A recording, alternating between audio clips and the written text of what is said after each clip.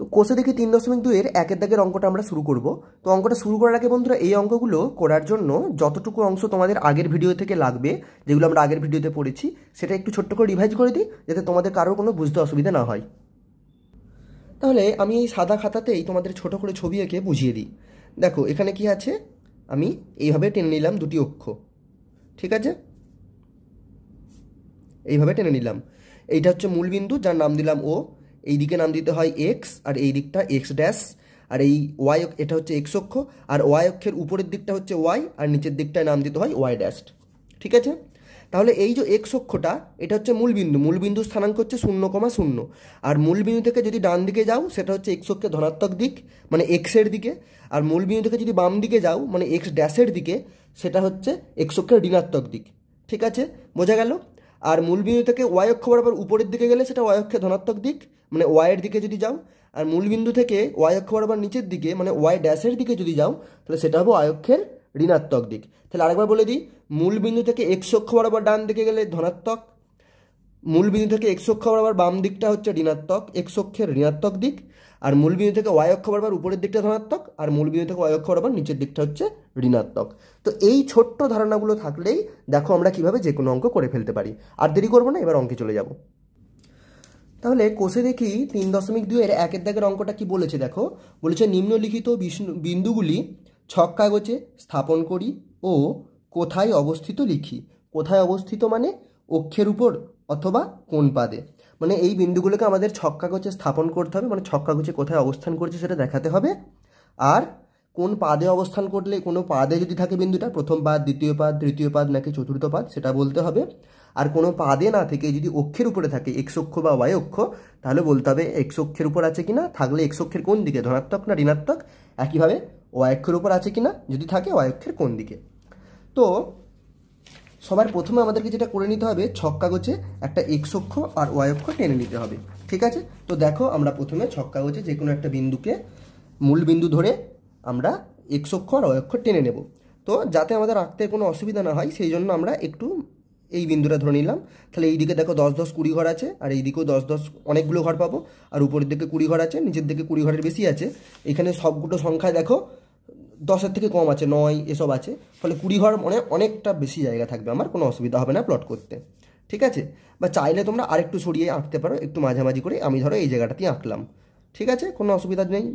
তো এইখানটায় যদি আমরা আঁকি, তাহলে এইটাকে মূল বিন্দু ধরে আমি আরেকটা বিন্দু এখানে নেব। দুটো বিন্দু হলে আমি সরলরেখা টানতে পারবো, তাহলে এই সরলরেখার উপর দুটো বিন্দু যেই নিয়ে নিলাম, এই সরলরেখাটাকে এভাবে বাড়িয়ে দিতে পারবো।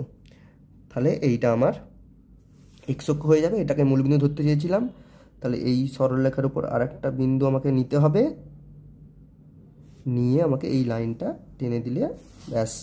তাহলে আমি অক্ষ কীভাবে টানতে হয় তোমাদের দেখিয়ে দিলাম, তোমাদের বুঝিয়ে দিলাম, যে কোনো বিন্দুকে ধরতে পারো এক্স, আর এই দিকে দিতে হয় এক্স ড্যাশ, উপর দিকটা হচ্ছে ওয়াই অক্ষের ওয়াই, আর ওয়াই অক্ষের নিচের দিকটা হচ্ছে ওয়াই ড্যাশ, ঠিক আছে। চলো এবার একটু একটু করে পড়বো আর অঙ্কগুলো করবো, ভালো করে লক্ষ্য রাখবে, তাড়াহুড়ো করার কোনো দরকার নেই। প্রথম বিন্দুটা দেখো 3,0, তাহলে প্রথমে ছক কাগজে স্থাপন করব, তাই তো। তাহলে আমি ছক কাগজ বরাবর একটু ভালো করে দেখবো, এই ঘরগুলো খুব ছোট্ট ছোট্ট, ঠিক আছে। আমি ক্যামেরাটা একটু কাছে নিয়ে যাচ্ছি, তোমাদেরকে একটু চেষ্টা করতে হবে এটা বুঝে নেবার। তাহলে 3,0 বিন্দুটাকে প্লট করতে গেলে আমি এই ক্ষুদ্রতম 3টে ঘর যাব, ভালো করে দেখো, ক্ষুদ্রতম ঘর 1টা 2টো 3টে, 3,0 ছিল প্রথমে, দেখো আমার প্রথম ছিল 3,0, কিভাবে যাব। তো এক্স স্থানাঙ্কটা কি আছে 3, এক্স স্থানাঙ্কটা 3 আর ওয়াই স্থানাঙ্ক 0, তাহলে এক্স স্থানাঙ্ক 3, 3 মানে ধনাত্মক 3, ধনাত্মক 3 মানে ক্ষুদ্রতম 3টে ঘর যাবো আমি এক্স অক্ষের ডান দিকে, এক্স স্থানাঙ্ক 3 এবং 3টা ধনাত্মক সংখ্যা, ধনাত্মক মানে এক্স অক্ষের ডান দিকটা হয় ধনাত্মক, তাহলে মূল বিন্দু থেকে এক্স অক্ষর বা ডান দিকে 3 ঘর যাবো, 1 ঘর 2 ঘর 3 ঘর, এই বিন্দুটা এলাম, ঠিক আছে। এবার ওয়াই অক্ষ বরাবর স্থানাঙ্ক কি 0, তাহলে ওয়াই অক্ষ বরাবর উপরে বা নিচে যাবার দরকার নেই, তাহলে এই বিন্দুটাকে আমি এইভাবে গোল করে দাগ দিয়ে দেবো, দিয়ে আমি এখানে 3,0 লিখে দেবো। এই বিন্দুটা কোথায় অবস্থিত দেখো, এক্স অক্ষের উপরে অবস্থিত, এক্স অক্ষের উপরে আছে, আর এক্স অক্ষের ডান দিকে মানে ধনাত্মক দিকে আছে। তাহলে এবার আমি এখানে লিখে দিলাম 3,0, এটা একে দাগ দিতে পারো, বিন্দুটি এক্স অক্ষের উপর এবং এক্স অক্ষের ধনাত্মক দিকে অবস্থিত। এর পরের বিন্দুটা কি 0,8 অর্থাৎ x স্থানাঙ্ক 0 y স্থানাঙ্ক 8, তার মানে x স্থানাঙ্ক 0। তাহলে আমার মূল বিন্দু হচ্ছে এইটা, মূল বিন্দু থেকে যাত্রা শুরু করব। x স্থানাঙ্ক 0 মানে x অক্ষ বরাবর আমি কোনো দিকে যাব না, y স্থানাঙ্ক 8 তার মানে y অক্ষ বরাবর 8 ঘর যাব, 8 মানে ধনাত্মক 8, তাহলে ধনাত্মক মানে উপরের দিক বরাবর যাবো, প্লাস মানে উপরের দিকে, তাহলে উপরের দিক বরাবর 8 ঘর যাবো, তাহলে এখানে চলে গেলে 10 ঘর হয়ে যায়, 2 ঘর ব্যাকে আসবো, 1 ঘর 2 ঘর, তাহলে 8 পেয়ে যাবো। তোমরা এই ছোট্ট ছোট্ট এক একটা লাইনকে এক একটা ঘর হিসেবে ধরবে। আশা করি তোমাদের বুঝতে কোনো অসুবিধা নেই, ভিডিওতে ক্লিয়ার দেখতে পাচ্ছ, ঠিক আছে। তো এইটা স্থানাঙ্ক হয়ে যাবে 0,8। কোথায় অবস্থিত এটা দেখো, y অক্ষের উপর অবস্থিত। কোন দিকে? y অক্ষের ধনাত্মক দিকে অবস্থিত, ঠিক আছে। তাহলে আমি আর y অক্ষের উপর এবং ধনাত্মক দিকে এইভাবে ছোট করে লিখছি, ঠিক আছে। অতএব এখানে লিখে দাও 2-এর দাগ দিয়ে যে 0,8 বিন্দুটি y অক্ষের উপরটা ডট ডট দিয়ে দিলাম, এবং আমি এখানে y অক্ষের ধনাত্মক দিকে অবস্থিত একবারে ডট ডট দিয়ে বুঝিয়ে দিলাম, তোমরা লিখে নাও, ঠিক আছে। তাহলে 0,8 বিন্দুটি y অক্ষের উপর অবস্থিত, y অক্ষের উপর এবং y অক্ষের ধনাত্মক দিকে অবস্থিত, ঠিক আছে, এটা লিখে নাও। এরপরে 3 নম্বর বিন্দুটা -5,0 চলে এসো ছক কাগজে, ঠিক আছে। তো এবার আমরা কি করব, -5,0, তাহলে x স্থানাঙ্ক হচ্ছে -5 আর y স্থানাঙ্ক হচ্ছে 0, তাহলে x স্থানাঙ্ক -5 মানে x মূল বিন্দু থেকে যাত্রা শুরু করব, আর x স্থানাঙ্ক -5 মানে x অক্ষ বরাবর, মাইনাস মানে বাম দিকে যাব, -5 তার মানে 5 ঘর যাব, তাহলে অল্প মোটা দাগটা হয় 5 ঘর, তাহলে এখানে ডাইরেক্ট লিখে দিলাম, ঠিক আছে। আর y স্থানাঙ্ক 0 মানে y অক্ষ বরাবর উপরে বা নিচে যাওয়ার দরকার নেই, তাহলে এই বিন্দুটা হয়ে গেল -5,0, এইভাবে লিখে দিলাম। তাহলে লিখে দাও এটা কোথায় অবস্থিত, তাহলে দেখলে -5,0 বিন্দুটা দেখো x অক্ষের ঋণাত্মক দিকে অবস্থিত, x অক্ষের উপরে। তাহলে এখানে লিখে দিলাম 3-এর দাগ দিয়ে যে -5,0 বিন্দুটি x অক্ষের উপর এবং x অক্ষের এইটা হবে ঋণাত্মক দিকে অবস্থিত, ঠিক আছে। দিকে অবস্থিতটা আমি আর লিখলাম না, তোমরা লিখে নিও। পরের প্রশ্নটা দেখো 4-এর দাগেরটা কি বলেছে, 0,-6 বিন্দু, ঠিক আছে, 0,-6, তাহলে এইটা হচ্ছে x মূল বিন্দু থেকে যাত্রা শুরু করব, x স্থানাঙ্ক হচ্ছে 0 মানে x অক্ষ বরাবর ডান দিকে বা বাঁ দিকে যাওয়ার দরকার নেই, y স্থানাঙ্ক হচ্ছে -6, তাহলে y অক্ষ বরাবর নিচের দিকে, মাইনাস মানে নিচের দিকে যাব, ক ঘর? 6 ঘর, তাহলে এখানে এই অল্প মোটা দাগটা 5 ঘর আর তারপরে আর 1 ঘর যাবো এক্সট্রা, তাহলে 6 ঘর হয়ে গেল। তাহলে এইখানটা দাগ দিয়ে দিলাম, এইখানটা লিখে দিলাম ছোট্ট করে 0,-6, ঠিক আছে। তাহলে কোথায় অবস্থিত হলো, y অক্ষের উপর অবস্থিত, আর y অক্ষের নিচের দিকে আছে মানে ঋণাত্মক দিকে, ঠিক আছে। তাহলে লিখে দাও 4-এর দাগ দিয়ে যে 0,-6 বিন্দুটি y অক্ষের উপর এবং y অক্ষের ঋণাত্মক দিকে অবস্থিত, ঠিক আছে। এরপরে বিন্দুটা হচ্ছে 6,4, ঠিক আছে। 6,4কে আমরা যখন স্থাপন করব দেখো কি হবে, x স্থানাঙ্ক হবে আমাদের 6, তাহলে এই বিন্দুটা হচ্ছে আমাদের ধরো মূল বিন্দু, ঠিক আছে। তো 6,4কে আমরা যদি স্থাপন করতে চাই, তাহলে মূল বিন্দু থেকে আমাদেরকে x স্থানাঙ্ক কত 6, তাহলে x অক্ষ বরাবর ডান দিকে 6 ঘর যেতে হবে, তাই তো। তাহলে এই অল্প মোটা দাগটা হচ্ছে 5 ঘর আর তারপরে 1 ঘর হচ্ছে 6 ঘর, আর y স্থানাঙ্ক হচ্ছে 4 ঘর, তাহলে এখানে বিন্দুটা আমি পেনটা ঠিকই রাখলাম। এবার y স্থানাঙ্কটা হচ্ছে 4 ঘর, 4 মানে ধনাত্মক সংখ্যা, তাহলে উপরের দিকে যাব 4 ঘর, y অক্ষ বরাবর 1 ঘর 2 ঘর 3 ঘর 4 ঘর, তাহলে এই বিন্দুটাতে আমি গোল দাগ দিয়ে দেবো, দিয়ে পাশে লিখে দেবো 6,4, ঠিক আছে। তাহলে এই বিন্দুটা কোথায় অবস্থিত, এইখানেতে। তাহলে এই পাদটা কি আমরা জানি, প্রথম পাদ, এইখানে যে বিন্দুটা, তাহলে 6,4 বিন্দুটি প্রথম পাদে অবস্থিত। তাহলে লিখে দাও এখানে 5-এর দাগ দিয়ে 6,4 বিন্দুটি প্রথম পাদে অবস্থিত, ঠিক আছে। এরপরে -7,4, তাহলে x স্থানাঙ্ক আমাদের কি আছে -7, তাহলে মূল বিন্দু থেকে যাত্রা শুরু করব। -7 মানে বাম, মাইনাস মানে বাম দিকে যাব x অক্ষ বরাবর, আর 7 মানে 7 ঘর যাব। তাহলে এইখানটা আমার দাগটা হচ্ছে 5, তারপরে 1 ঘর 6, তারপরে 1 ঘর 7, আর y স্থানাঙ্ক হচ্ছে 4, মানে 4 ঘর উপরের দিকে যেতে হবে যেহেতু 4টা ধনাত্মক সংখ্যা।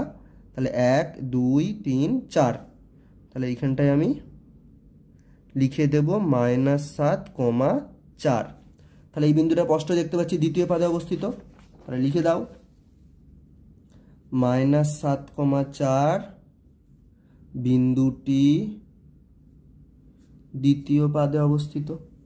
এর পরের প্রশ্ন হচ্ছে 9,-9। তাহলে x স্থানাঙ্ক হচ্ছে 9, তাহলে মূল বিন্দু থেকে যাত্রা শুরু করে আমি 9 ঘর ডান দিকে যাব। তাহলে এটা হচ্ছে 10 ঘর, তার থেকে 1 ঘর আগে 9 ঘর। তাহলে এটা হচ্ছে x স্থানাঙ্ক, তাই আমি ধনাত্মক বলে ডান দিকে চলে গেলাম। আর y স্থানাঙ্ক হচ্ছে -9, তাহলে -9 মানে y অক্ষ বরাবর আমি নিচের দিকে নামতে শুরু করব আর 9 ঘর যাব। তাহলে নিচের দিকে নামতে শুরু করবো আর 9 ঘর মানে ঠিক এই জায়গাটাতে হবে। ঠিক আছে, এইখানটায় 10 হতো, তাতে 1 ঘর আগে দেবো। তাহলে এইখানটায় গোল করে দাগ দেবো। আমার একটু এখানে দাগের উপর দাগ হয়ে গেছে বন্ধুরা, এটা তোমরা একটু নিজেরা যখন করবে প্লিজ বুঝে নিও। ঠিক আছে, তো 9,-9 আমি এখানে লিখে দেবো এরকম করে ছোট্ট করে। আর এখানে তাহলে এটা কোন পাদে অবস্থিত হলো? এই বিন্দুটা, এটা প্রথম, দ্বিতীয়, তৃতীয়, চতুর্থ। তাহলে এখানটা লিখে দাও 9,-9 চতুর্থ পাদে অবস্থিত।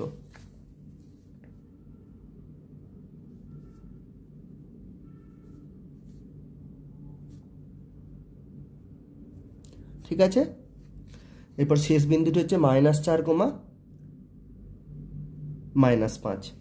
ঠিক আছে, তো এবার দেখো তাহলে x অক্ষ বরাবর -4 আছে, x স্থানাঙ্ক হচ্ছে -4। তাহলে x অক্ষ বরাবর 4 ঘর বাম দিকে যাব। তাহলে 1 ঘর 2 ঘর 3 ঘর 4 ঘর। তারপর y স্থানাঙ্ক আছে -5, তাহলে এরপর আমি y অক্ষ বরাবর নিচের দিকে নামতে শুরু করব। তাহলে x স্থানাঙ্ক ছিল 1 2 3 4 মানে -4, আর y স্থানাঙ্ক এই ঘর বরাবর নিচের দিকে 5 ঘর নেমে আসবো। তাহলে হয়ে যাবে এইখানটা করে। ঠিক আছে, তাহলে লিখে দাও -4,-5। এই বিন্দুটা কোথায় আছে? প্রথম, দ্বিতীয়, তৃতীয় পাদে আছে। তাহলে লিখে দাও -4,-5 বিন্দুটি তৃতীয় পাদে অবস্থিত।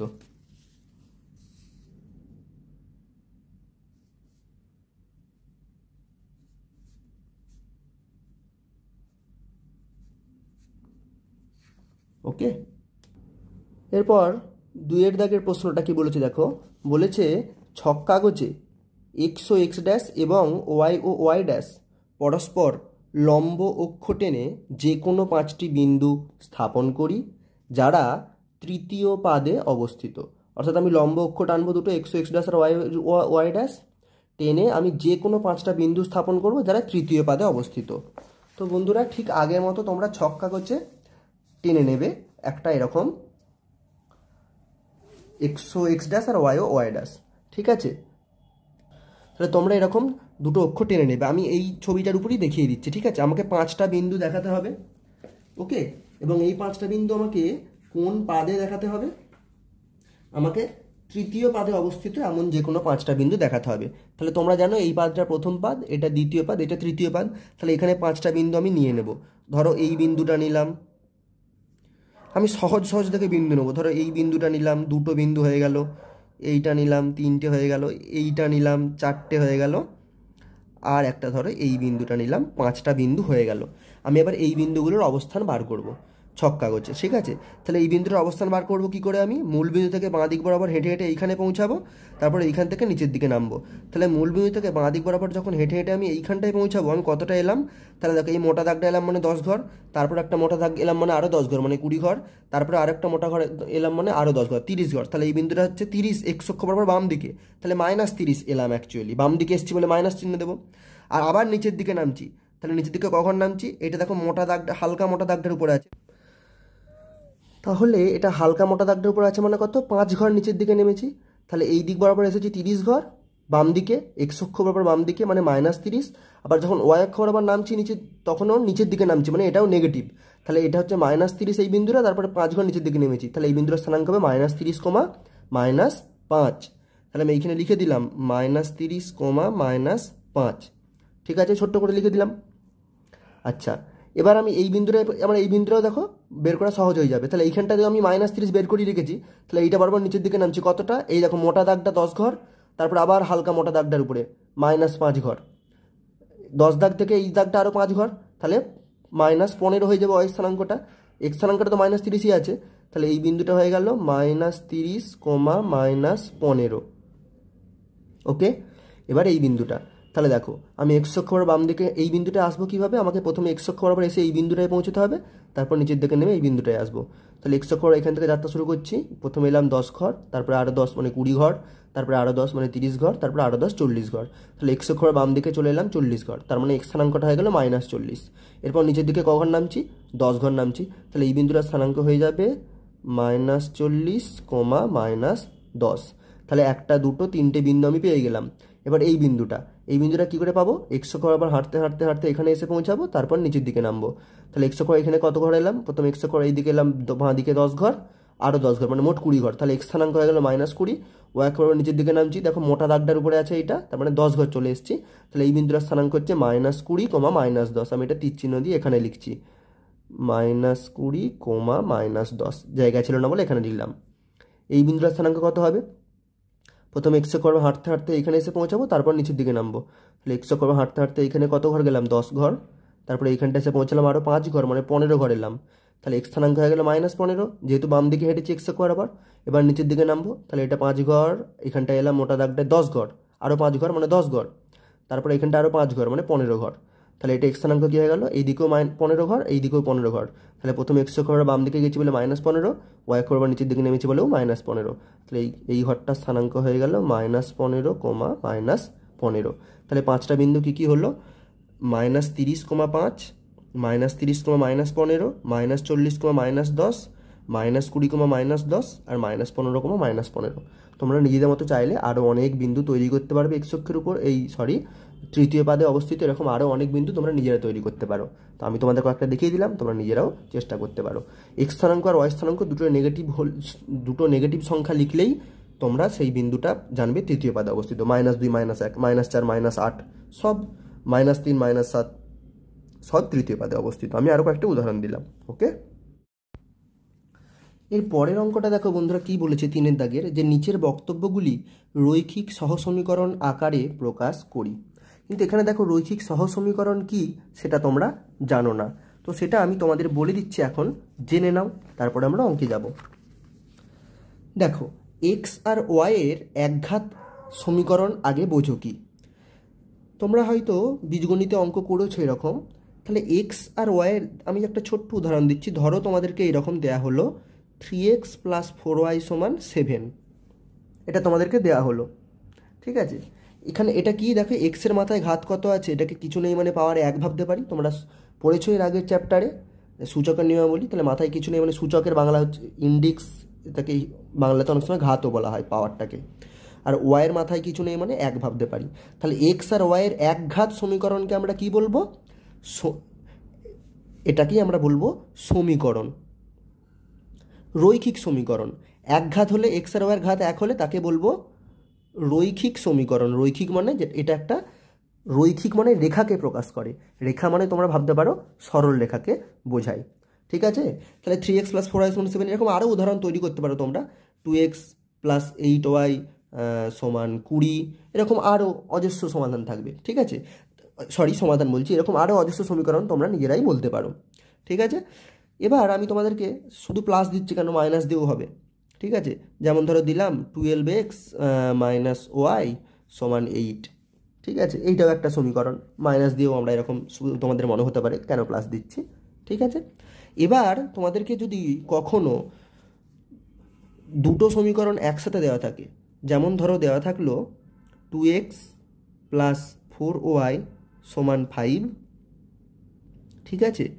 আর একটা ধরো দিল 7x + 9y = 16, ঠিক আছে। আমি কিন্তু তোমাদেরকে উদাহরণ এমনি তৈরি করে দিচ্ছি এগুলো বোঝানোর জন্য, ঠিক আছে। এখন তোমাদের বেশি কিছু বোঝার দরকার নেই, জাস্ট তোমরা জিনিসগুলো জানো। অঙ্ক করতে করতে আমরা আস্তে আস্তে শিখে নেব, ঠিক আছে। তাহলে এরকম দুটো সমীকরণ যদি কখনো একসঙ্গে আমাদের কোনো প্রশ্নের মধ্যে আসে, তখন এই দুটো সমীকরণকে বলবো সহসমীকরণ, ঠিক আছে। তাহলে শুধু একটা সমীকরণ থাকলে আমরা তখন তাকে শুধু বলবো রৈখিক সমীকরণ। আর যদি দুটো সমীকরণ একসাথে আমাদের সমাধান করার কখনো প্রশ্ন আসে, তখন এই দুটো সমীকরণকে, এই দুটোও সরলরেখা সমীকরণ, তখন এদেরকে বলবো রৈখিক সহসমীকরণ, ঠিক আছে, বোঝা গেল? এবার তাহলে আমি সরলরেখার তাহলে এই দুটোকে বলবো সহসমীকরণ। এবার আমি সরলরেখার সাধারণ আকারে প্রকাশ করার বুঝিয়ে দিই তোমাদেরকে। দেখো, সরলরেখার সমীকরণ বা রৈখিক সমীকরণের সাধারণ আকার হচ্ছে ax plus by plus c সমান 0। ঠিক আছে, এটা হচ্ছে সরলরেখার সমীকরণের সাধারণ আকার। এখন তোমার প্রশ্ন হতে পারে মনে, রৈখিক সমীকরণ বা সরলরেখার সমীকরণ তো আমি এইগুলো দিলাম, তাহলে এইগুলোকে আমি এইভাবে লিখবো কি করে? দেখো, আমি এইটাকে লিখে দেখিয়ে দিচ্ছি। 2x প্লাস 8y সমান 20 আছে, 2x প্লাস 8y সমান 20। তাহলে এইটাকে আমি ax plus by plus c সমান 0 আকারে লিখবো কি করে? তাহলে সমান 0 মানে ডান দিকটা আমাকে 0 করতে হবে। তাহলে 20টাকে বাম দিকে নিয়ে চলে আসবো প্রথমে। তাহলে কি হয়ে গেল? 2x প্লাস 8y মাইনাস 20 সমান 0। এবার এই সমীকরণটাকে আমি ax plus by plus c সমান 0 সমীকরণের নিচে লিখবো। তাহলে 2x প্লাস 8y মাইনাস 20 সমান 0 হয়ে গেল। এই সমীকরণটাকে ঠিক এর নিচে লিখে দিলাম। এবার দেখো, আমি তুলনা করব। a এর সাথে তুলনা করলে কত পাবো? 2। b এর সাথে তুলনা করলে পাবো b হবে 8। আর এখানে প্লাস c আছে, এখানে সিটা কত? মাইনাস 20। তাহলে c হচ্ছে মাইনাস 20। ঠিক আছে, তাহলে এখান থেকে তুলনা করে কি পেলাম? a সমান 2, b সমান 8, c সমান মাইনাস 20। তাহলে এই সমীকরণটাকে আমি ax plus by plus c সমান 0 আকারে লিখতে পারলাম। আচ্ছা, আর একটা সমীকরণকে লিখে দিই। এই সমীকরণটাকে লিখে দিই 12x minus Y plus 8, sorry এটা সমান 8 ছিল, তাহলে 12x মাইনাস ওয়াই সমান 8। এই সমীকরণটা আমাকে কী আকারে লিখতে হবে? আমাকে লিখে দেখাতে হবে যে এটাকে আমি ax plus by plus c সমান 0 এই আকারে লিখতে পারবো। তাহলে সবার প্রথম কাজ হবে সমান চিহ্নে ডান দিকটাকে 0 করা। তাহলে ডান দিক থেকে 8টাকে বাম দিকে নিয়ে চলে আসবো। তাহলে 12x মাইনাস ওয়াই, 8টাকে বাম দিকে নিয়ে এলে হয়ে যাবে মাইনাস 8, আর ডান দিকটা 0 হয়ে গেল। এই সমীকরণটাকে ঠিক আমি এর নিচে লিখবো। তাহলে 12x মাইনাস ওয়াই মাইনাস 8 সমান 0। ঠিক আছে, তাহলে ax by, এখানে প্লাস আছে এখানে মাইনাস আছে, তোমাদের তুলনা করতে অসুবিধা হতে পারে, তাহলে সবগুলোকে প্লাস করে নেবো প্রথমে। তাহলে এই ওয়াইটাকে আমি কি লিখতে পারি? Plus minus 1 into Y. দেখো, প্লাস মাইনাসে মাইনাস ওয়াই হয়ে যাবে না? তাই তো, এইভাবে এই মাইনাস 8টাকে কি লিখতে পারি? প্লাস মাইনাস 8 সমান 0, এইভাবে লিখতে পারি। তাও যেই লিখে দিলাম, বা কিছু লেখার দরকার হতো না, এখান থেকে ডাইরেক্ট বুঝতে পারছো এ হচ্ছে 12, আর ওয়াইয়ের সাথে বি লেগে আছে, আর এখানে ওয়াইয়ের সাথে কত গুণ আছে? মাইনাস 1 গুণ আছে। তাহলে বি হচ্ছে মাইনাস 1, আর এখানে সি তো মাইনাস 8 তোমরা দেখতে পাচ্ছ। আর যদি এইটার সাথে তুলনা করো, তাহলে এ হচ্ছে 12 প্লাস বি ওয়াই, এখানে বি ওয়াই, তাহলে এখানে প্লাস বি ওয়াই, বি হচ্ছে মাইনাস 1 প্লাস সি, তাহলে প্লাস সি হচ্ছে মাইনাস 8। তাহলে এ হয়ে গেল 12, বি হয়ে গেল মাইনাস 1, আর সি হয়ে গেল মাইনাস 8। তুলনা করো, এ হচ্ছে 12, এখানে বি ইন্টু ওয়াই, তাহলে এখানে প্লাস বি ইন্টু ওয়াই বলে যদি ভাবো, তাহলে বিটা হচ্ছে মাইনাস 1, আর এখানে প্লাস সি আছে, প্লাস সি তাহলে কি হবে? মাইনাস 8। তাহলে এ বি সি হয়ে গেল এটা। তাহলে বুঝতে পেরেছো, যে কোনো সরলরেখার সমীকরণকে আমরা ax plus by plus c সমান 0 আকারে প্রকাশ করতে পারবো। এবার আসি, তাহলে তোমাদের যেটা হোম টাস্ক থাকবে 3x plus 4y plus 7, sorry 3x plus 4y সমান 7, এই রৈখিক সমীকরণটাকে ax plus by plus c আকারে প্রকাশ করে a b c এর মান কত হবে আমাকে কমেন্টে তোমরা জানিও। ওকে, তাহলে এবার আমরা 3-এর দাগের অঙ্কগুলো করতে শুরু করি। 3-এর দাগের প্রথম অঙ্কটা কি বলেছে দেখো, বলেছে 3টি খাতা ও 2টি পেনের মোট দাম 55 টাকা এবং 4টি খাতা ও 3টি পেনের মোট দাম 75 টাকা। তাহলে আমাকে অঙ্কটা কি করতে হবে? নিচের বক্তব্যগুলি রৈখিক সহসমীকরণ, সহসমীকরণ মানে এখানে দুটো সমীকরণ তৈরি করতে হবে আমাকে। ঠিক আছে, প্রকাশ করি। বুঝে গেছো সহসমীকরণ একটু আগে বলে দিলাম। তাহলে 3-এর দাগের 1-এরটা আমরা করব। 3টি খাতা ও 2টি পেনের মোট দাম 55 টাকা। তাহলে 3টে খাতার আর 2টো পেনের মিলে মোট দাম 55 টাকা, কিন্তু একটা খাতার কত দাম আর একটা পেনের কত দাম আমি জানি না, তাই তো? আমি জানি একসাথে 3টে খাতা আর 2টো পেনের মোট দাম কত। তাহলে আমি কি লিখব? ধরি, যেটা জানি না সেটাকে ধরে নেব। ধরি একটি খাতার দাম x টাকা, আর কি ধরবো? ধরবো আমি পেনের দামও জানি না, তাহলে আমি ধরে নেব একটি পেনের দাম y টাকা। তাহলে একটা খাতার দাম হলো x টাকা আর একটা পেনের দাম হয়ে গেল y টাকা। তাহলে এখানে কি বলেছে? 3টি খাতা 2টি পেনের মোট দাম। তাহলে 3টি খাতার দাম কত? 3টি খাতার দাম সমান তিনটে খাতার দাম কত? একটা খাতার দাম যদি এক্স টাকা হয়, তিনটে খাতার দাম হবে, তিনটে খাতার মোট দাম 3 ইন্টু এক্স টাকা। এখন 3কে এক্স দিয়ে গুণ করলে কত হয়? 3x। ঠিক আছে, এবার দুটি পেনের মোট দাম চেয়েছে, তাহলে তিনটি খাতার আমি লিখে দিলাম 3x টাকা। এবার তাহলে দুটি পেনের দাম, দুটি পেনের দাম কত হবে? দুটো পেনের দাম, একটা পেনের দাম আমি ধরে নিয়েছি y টাকা, তাহলে দুটো পেনের দাম কী হবে? তাকে 2 দিয়ে গুণ করব, তাহলে 2 ইন্টু y টাকা সমান 2y টাকা। ঠিক আছে, তাহলে আমি তিনটে খাতার দুটো পেনের দাম বার করে নিয়েছি। এবার আমাকে কি বলেছে? 4টি খাতা 3টে পেনের দামও বার করতে হবে, তাই তো? আচ্ছা, আমি এইটুকু করে নিতে পারি, 3টি খাতা ও 2টি পেনের মোট দাম 55 টাকা, তাই তো? তাহলে 3টি খাতা ও 2টি পেনের মোট দাম 55 টাকা হলে কি লিখতে পারি? শর্তানুসারে এখানে লিখে দিলাম,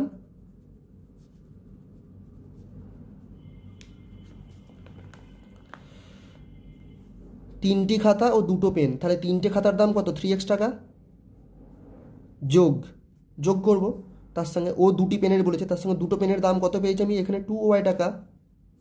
তাহলে এই যোগফলটা কত হবে? মোট দামটার সঙ্গে সমান হবে 55। ঠিক আছে, তাহলে একটি সমীকরণ আমি পেয়ে গেলাম।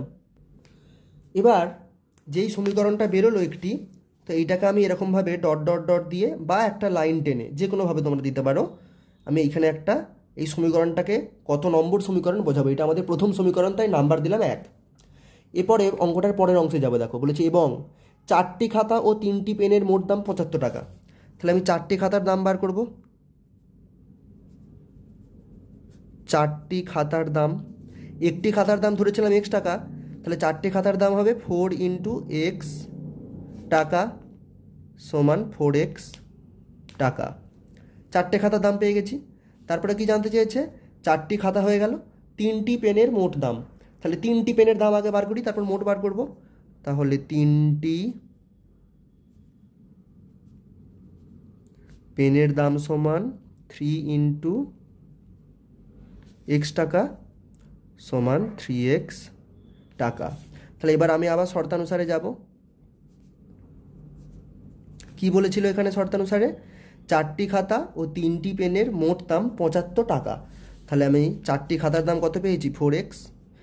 মোট দাম জানতে চাইছে, মানে যোগ করব কত? 3টে পেনের দাম 3x। তাহলে 4টে খাতা আর 3টে পেনের মোট দাম যোগ করে দিলাম, মোট দাম কত বলেছে? 75। তাহলে আরেকটা সমীকরণ পেয়ে গেছি। এই সমীকরণটাকে এরকম ডট ডট দিয়ে আমি 2 নম্বর সমীকরণ রোমানে এইভাবে লিখে রাখবো, কারণ এটা দ্বিতীয় সমীকরণ। তাহলে আমাকে কি বলেছিল অঙ্কটিতে? রৈখিক সহ সমীকরণ আকারে প্রকাশ করি। তাহলে আমি লিখে দেবো অতএব 1 ও 2 হলো নির্ণেয় সহ সমীকরণ।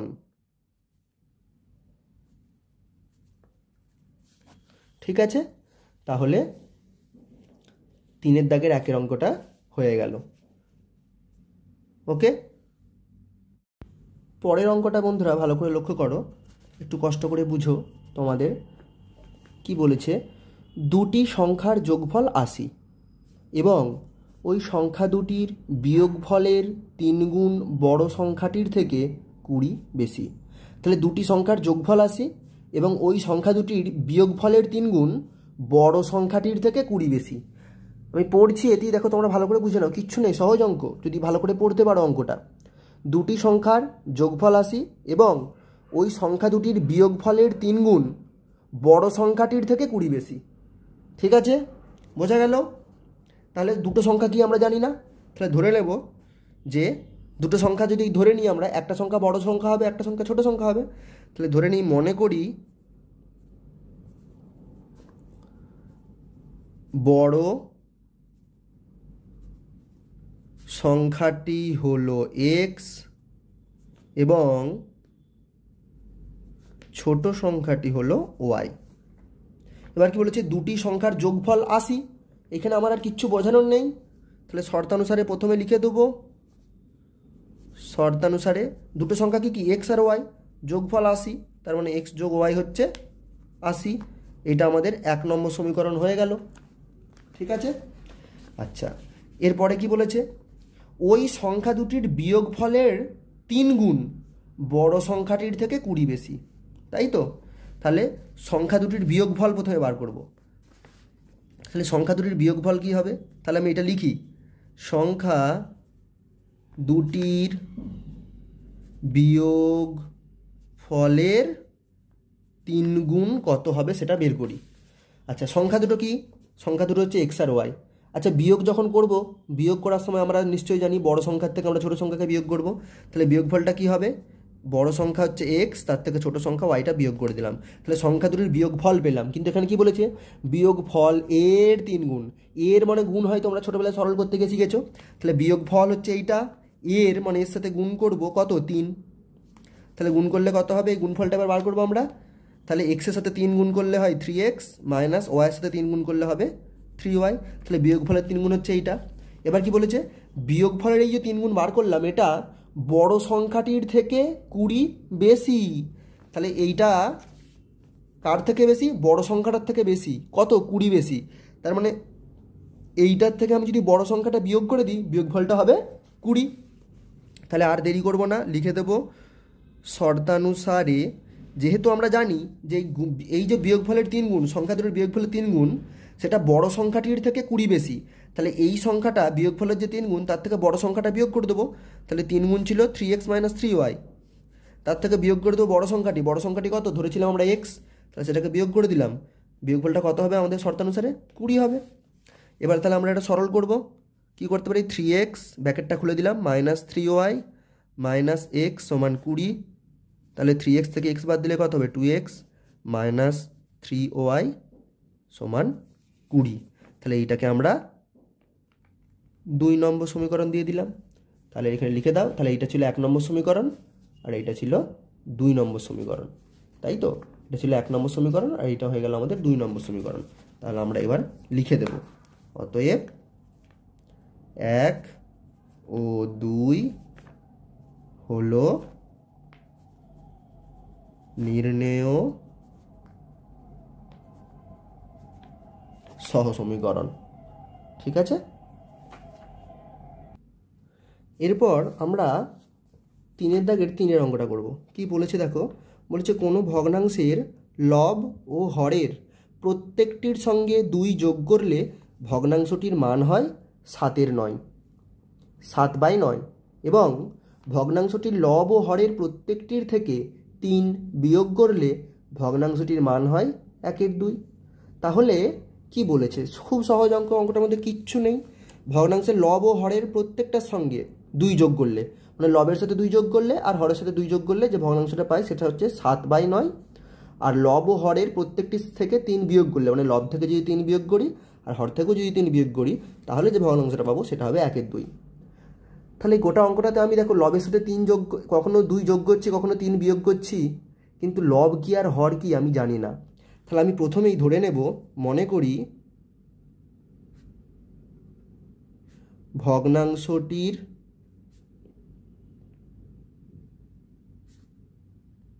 লব হলো x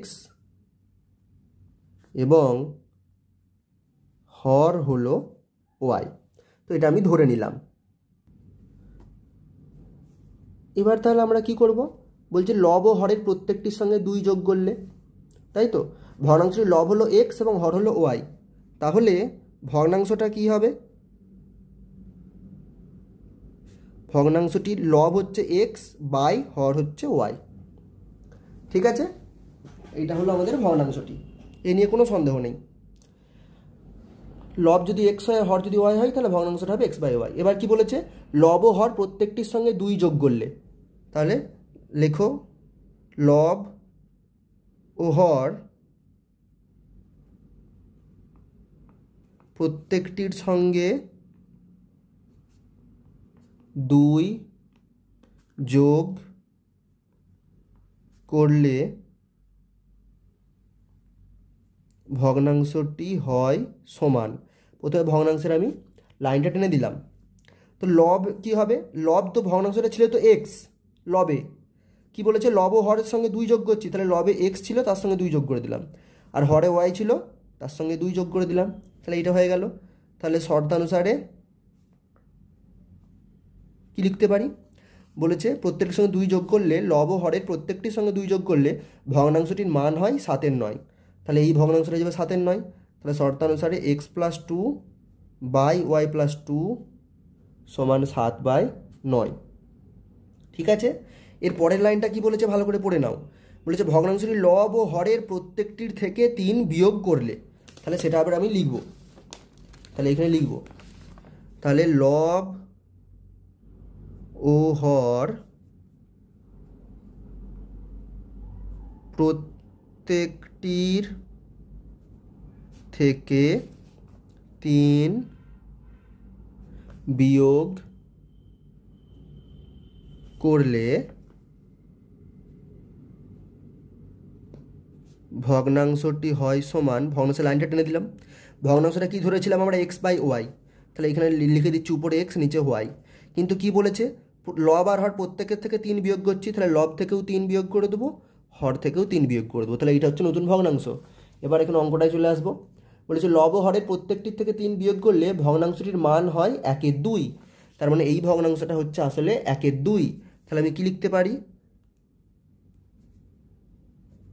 শর্তানুসারে x-3 বাই y-3 সমান 1/2। তো এই হলো, তাহলে আমরা এই প্রথমে যে সমীকরণটা বের করেছিলাম সেইটাকে ডট ডট দিয়ে 1 নম্বর দিয়ে দিলাম, দ্বিতীয়বারে যে সমীকরণটা বের করলাম সেটাকে ডট ডট দিয়ে 2 নম্বর দিয়ে দিলাম। তাহলে 1 আর 2 হয়ে গেল সহ সমীকরণ একত্রে।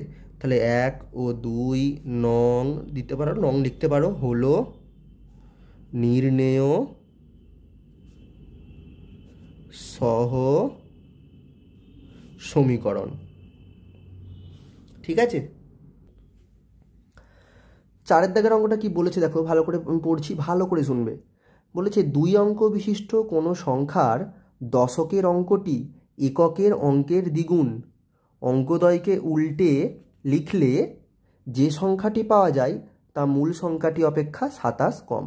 তাহলে 2 অঙ্ক বিশিষ্ট কোনো একটা সংখ্যা তোমাদেরকে দিয়েছে, এই দেখো বলেছে 2 অঙ্ক বিশিষ্ট কোনো সংখ্যার, মানে তোমাদেরকে একটা কোনো সংখ্যা দিয়ে দিয়েছে, দশকের অঙ্কটি এককের অঙ্কের দ্বিগুণ, তাই তো। তাহলে দশকের অঙ্কটা এককের অঙ্কের দ্বিগুণ এটা বলে দিয়েছে, কিন্তু দশকের অঙ্ক কত এককের অঙ্ক কত তোমাদেরকে বলে দেয়নি। তাদের মধ্যে একটা সম্পর্ক বলে দিয়েছে যে দশকের অঙ্কটি এককের অঙ্কের দ্বিগুণ। তারপর কি বলেছে অঙ্কদ্বয়কে উল্টে লিখলে, তার মানে যদি দশকের ঘরের অঙ্কটা এককের ঘরের অঙ্কে লিখো আর এককের ঘরের অঙ্কটি দশকের ঘরে লেখো, তাহলে কি হবে না নতুন সংখ্যা পাবে, যেহেতু স্থান পরিবর্তন করে দিয়েছ। যেমন ধরো তোমাদের কাছে ছিল 12, 1 আর 2, তাদেরকে উল্টে লিখলে কি হবে 2 আর 1 21 হয়ে যাবে, ঠিক সেরকম। তাহলে অঙ্কদ্বয়কে উল্টে লিখলে যে সংখ্যাটি পাওয়া যায় তা মূল সংখ্যাটি অপেক্ষা 27 কম। আগের সংখ্যাটার থেকে কত কম, 27 কম। তাহলে আগের সংখ্যাটা থেকে উল্টে লেখার পর সংখ্যাটা বিয়োগ করে দিলে কত হবে, বিয়োগফলটা 27। তাহলে দুটো সমীকরণ এখানে পাবো আমরা বুঝতে পারছি, তার মানে সহ সমীকরণ হবে, কিন্তু কিভাবে হবে। তো আমি করার আগে তোমাদেরকে বন্ধুরা আমি ছোটোবেলার একটা কথা মনে করিয়ে দিই তোমাদেরকে। ধরো তোমাদের কাছে ছিল একটা 2 অঙ্কের সংখ্যা, ধরো 15। তাহলে এই 15-র এককের ঘরের অঙ্ক হচ্ছে 5 আর দশকের ঘরের অঙ্ক হচ্ছে 1। সেই জন্য তোমরা মনে করে দেখো ছোটোবেলায় 15কে তোমরা অনেক সময় ভেঙে এইভাবে বিস্তৃত করে লিখতে না, 15 এককের ঘরের অঙ্ক এটা আর দশকের ঘরের যেটা অঙ্ক থাকে 1, তো তাহলে দশকের ঘরের অঙ্কটাকে আমরা 10 দিয়ে গুণ করি, 1 × 10 যোগ এককের ঘরের অঙ্কটা কত 5, তাকে 1 দিয়ে গুণ করতে পারি না করতে পারি।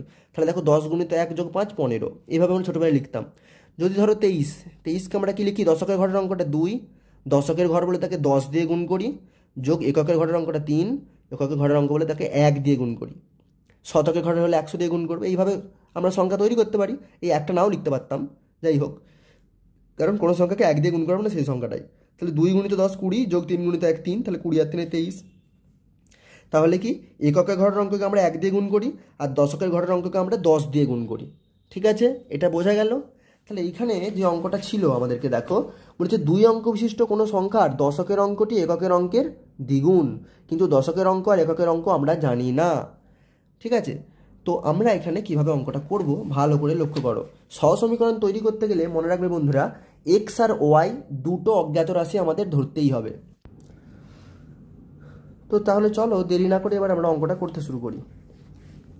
তো ভালো করে দেখো কি বলেছে, 2 অঙ্ক বিশিষ্ট কোনো সংখ্যার দশকের অঙ্কটি এককের অঙ্কের দ্বিগুণ, এটা বলা আছে। আমরা তোমাদের বলেছি যে দুটো অজ্ঞাত রাশি ধরতেই হবে, তাহলে যে সংখ্যাটা 2 অঙ্ক বিশিষ্ট আছে তার এককের ঘরের অঙ্ক আর দশকের ঘরের অঙ্ক আমরা ধরে নেব। তাহলে লেখো মনে করি 2 অঙ্ক বিশিষ্ট সংখ্যার এককের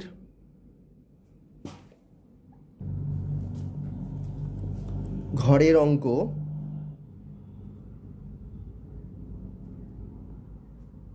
y এবং দশকের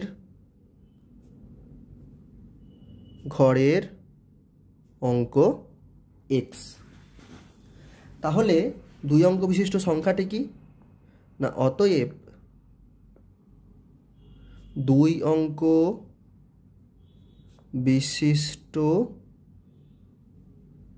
সংখ্যাটি হলো, তাহলে কি বলেছি, দশকের ঘরের অঙ্ককে দুই অঙ্ক বিশিষ্ট সংখ্যাটা পেতে গেলে কি করতে হয়, একটু আগেই তোমাদেরকে উদাহরণ দিয়ে দেখালাম।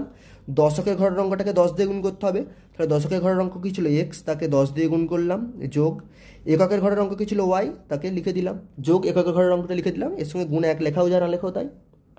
তাহলে কী হয়ে যাবে, এক্স গুণিত 10 মানে 10x যোগ ওয়াই। কিন্তু অঙ্কটাতে আমাদের কি বলা ছিল ভালো করে লক্ষ্য করো, বলেছিল দুই অঙ্ক বিশিষ্ট কোনো সংখ্যার দশকের অঙ্কটি এককের অঙ্কের দ্বিগুণ। তাহলে এখান থেকে একটা সমীকরণ পেয়ে যাব, কি বলেছে, দশকের অঙ্কটি এককের অঙ্কের দ্বিগুণ। তাহলে শর্তানুসারে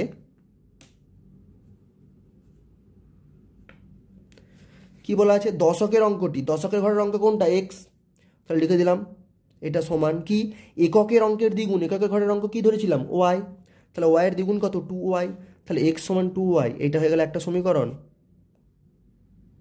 আর একটা সমীকরণ বার করতে পারলে আমরা সহজ সমীকরণ তৈরি করে ফেলবো। আচ্ছা, আর একটা সম্পর্ক জানতে হবে আমাদের, কি বলেছে, অঙ্কদ্বয়কে উল্টে লিখলে যে সংখ্যাটি পাওয়া যায়, তাই তো। তাহলে উল্টে লিখলে কি হবে, ধরো একটা সংখ্যা এখানে আমার কি, এই তো সংখ্যাটা এরকমভাবে তৈরি হবে, এককের ঘর আর দশকের ঘর।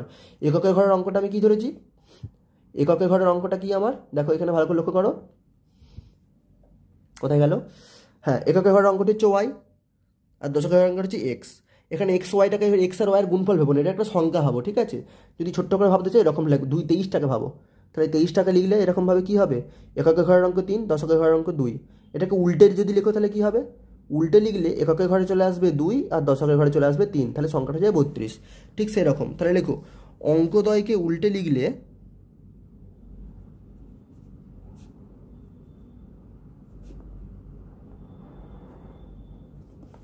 এককের ঘরের অঙ্ক হবে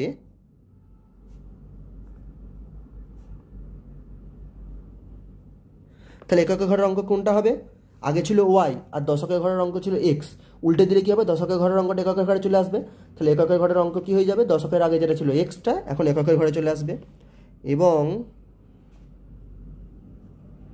দশকের ঘরের অঙ্কটা কি হবে, আগে যেটা এককের ঘরে ছিল মানে ওয়াই। ঠিক আছে, তাহলে উল্টে দেওয়ার পরে কি হয়ে গেল, তাহলে উল্টে দেবার পর একটা নতুন সংখ্যা তৈরি হলো, তাহলে নতুন সংখ্যাটি হলো কি, দশকের ঘরের অঙ্কের কে 10 দিয়ে গুণ করতে হয়, দশকের ঘরের অঙ্কটা কি এখন ওয়াই, তাহলে ওয়াইকে 10 দিয়ে গুণ করব, তার সঙ্গে এককের ঘরের অঙ্ক এক্সকে যোগ করে দেব, তাহলে কী হয়ে যাবে, ওয়াই গুণিত 10 মানে 10y যোগ এক্স, নতুন সংখ্যা পেয়ে গেছি। এবার আমরা অঙ্কটাতে আবার ফিরে যাব। এবার কি বলেছে, অঙ্কদ্বয়কে উল্টে লিখলে যে সংখ্যাটি পাওয়া যায় তা মূল সংখ্যাটি অপেক্ষা 27 কম।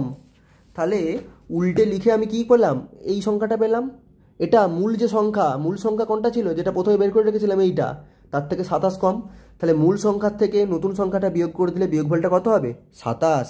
তাহলে লেখো শর্তানুসারে, প্রথমে লেখো মূল সংখ্যাটা 10x প্লাস ওয়াই, তার থেকে বিয়োগ করে দাও 10y প্লাস এক্স, বিয়োগফলটা কত হবে 27। তাহলে এই সমীকরণটাকে আমরা 2 নম্বর সমীকরণ লিখে দেব। এবার কি লিখে দেবো, এইটাকে চাইলে আরও সিম্পলিফাই করা যায়, এই বাঁ দিকে বিয়োগফলটা করে নেওয়া যায়, তাহলে না করলেও হবে এখন তোমাদের। তো অতএব দিয়ে লিখে দাও 1 ও 2 নং হলো নির্ণেয় সহ সমীকরণ। তাহলে উত্তর পেয়ে গেলাম, ঠিক আছে, 3 দাগের সব অঙ্কগুলো হয়ে গেল। এরপরে বন্ধুরা 4-এর দাগের অঙ্কগুলো আসছে। তো 4-এর দাগের অঙ্কগুলো করতে আরেকটু নতুন কনসেপ্টের প্রয়োজন হবে, নতুন একটু ধারণা তোমাদের শিখতে হবে। তো সেই জন্য এই ভিডিওর শেষে আমি যদি করি অনেকটা বড় হয়ে যাবে, তাই আমি আর এই ভিডিওতে করছি না। পরের ভিডিওতে আমি তোমাদের 4-এর দাগের অঙ্ক এবং পরের অঙ্কগুলো নিয়ে আলোচনা করব, পুরো সমাধান করে দেবো তোমাদের, পুরো যা লাগবে থিওরিও বলে দেবো। তো আশা করি পরের ভিডিওতে তোমাদের সবাইকে সাথে পাবো। যারা চ্যানেলে নতুন প্লিজ সাবস্ক্রাইব করে নাও, আর এই চ্যানেলের ডিসক্রিপশনে আমি সব কিছুর লিঙ্ক দিয়ে রাখছি, টেলিগ্রাম চ্যানেল, হোয়াটসঅ্যাপ চ্যানেল, সব কিছুর, ফেসবুক চ্যানেল, তোমরা প্লিজ জয়েন করে নাও, আর ভিডিওটা প্লিজ শেয়ার করতে ভুলবে না।